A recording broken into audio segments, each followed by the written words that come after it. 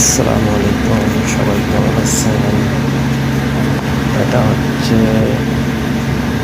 আলীকদম থেকে বাদরবন যাওয়ার রোডটা, অনেক সুন্দর। আসলে আপনাদের কেমন লাগছে জানি না, আমার অনেক সুন্দর লাগছে, ভালো লাগছে। আমি যাচ্ছিলাম আসলে একটা গাড়ির কাজ করার জন্য। জায়গাটা খুব ভালো লাগছে, বিদায় আপনাদের উদ্দেশ্যে তুলে ধরছি। আসলে মহান আল্লাহ তাআলা আমাদেরকে পাঠাইছে, আল্লাহর শুকরিয়া আদায় করে শেষ করতে পারবো না।